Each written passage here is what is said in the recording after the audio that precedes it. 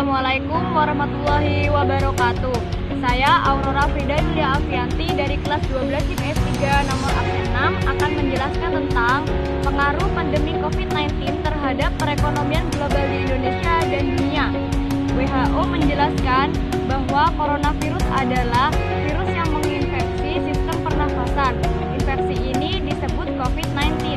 Virus corona adalah zoonotik yang artinya ditularkan antara hewan dan manusia. Menurut Kemenkes Indonesia, perkembangan kasus COVID-19 di Wuhan, Cina. Penyebaran virus corona ini sangat cepat, bahkan sampai ke lintas negara. Sampai saat ini terdapat 93 negara yang mengkonfirmasi terkena virus corona. Penyebaran virus corona yang telah meluas ke berbagai belahan dunia membawa dampak perekonomian dunia, baik dari sisi perdagangan, investasi, dan pariwisata. Cina merupakan negara eksportir terbesar di dunia. Indonesia sering melakukan kegiatan impor dari Cina, dan Cina merupakan salah satu mitra dagang terbesar Indonesia. Adanya virus corona yang terjadi di Cina menyebabkan perdagangan Cina memburuk. Hal tersebut berpengaruh pada perdagangan dunia termasuk di Indonesia. Penurunan permintaan bahan mentah dari Cina seperti batu bara dan kelapa sawit akan mengganggu sektor ekspor di Indonesia yang dapat menyebabkan penurunan harga komoditas dan barang tambang. Penerimaan pajak sektor perdagangan juga mengalami penurunan. Padahal perdagangan memiliki kontribusi kedua terbesar terhadap penerimaan pajak. Berdasarkan data Pusat Statistik atau BPS, ekspor migas dan non-migas mengalami penurunan yang disebabkan karena Cina merupakan importir minyak mentah terbesar. Selain itu, penyebaran virus corona juga mengakibatkan penurunan produksi di Cina, padahal Cina menjadi pusat produksi barang dunia. Virus corona juga sangat berdampak pada sektor pariwisata. Penyebaran virus corona menyebabkan wisatawan yang berkunjung ke Indonesia akan berkurang, yang merupakan sektor-sektor penunjang wisata seperti hotel, restoran, maupun pengusaha retail pun juga akan terpengaruh dengan adanya virus corona. Penyebaran virus corona juga berdampak pada sektor usaha mikro, kecil, dan menengah atau UMKM karena wisatawan yang datang ke suatu destinasi biasanya akan membeli oleh-oleh. Jika wisatawan yang berkunjung berkurang, maka omset UMKM juga akan menurun.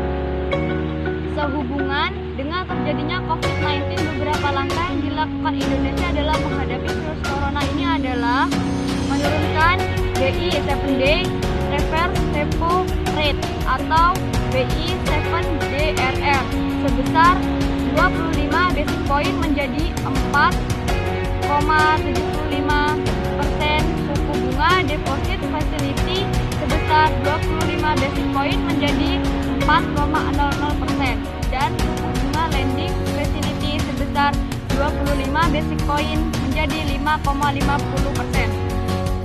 Kebijakan ini dilakukan untuk menjaga momentum pertumbuhan ekonomi domestik di tengah tertahannya prospek pemulihan ekonomi global sehubungan dengan terjadinya COVID-19. Di sisi lain, virus corona tidak hanya berdampak negatif, namun juga dapat memberikan dampak positif bagi perekonomian Indonesia. Salah satunya adalah terbukanya peluang pasar ekspor baru selain Cina. Selain itu, peluang memperkuat ekonomi dalam negeri juga dapat terlaksana karena pemerintah akan lebih memprioritaskan dan memperkuat daya beli dalam negeri daripada menarik keuntungan dari luar negeri. Kondisi ini juga dapat dimanfaatkan sebagai koreksi agar investasi bisa stabil meskipun perekonomian global sedang terguncang. Dampak yang disebabkan oleh virus corona bukan hanya di Indonesia saja, melainkan di beberapa negara di belahan dunia. Telah berlangsung pertemuan G20 yang diadakan di Arab Saudi dengan beranggotakan yang terdiri dari Amerika Serikat, Argentina, Australia, Brazil, Kanada, Cina, Prancis, Jerman, India, Indonesia, Italia, Jepang, Meksiko, Rusia, Arab Saudi, Afrika Selatan, Korea Selatan, Turki, Inggris, dan Uni Eropa. Virus ini menjadi topik pertemuan G20 tersebut. Negara-negara G20 menyampaikan simpati kepada masyarakat dan negara yang terdapat virus corona, khususnya Cina.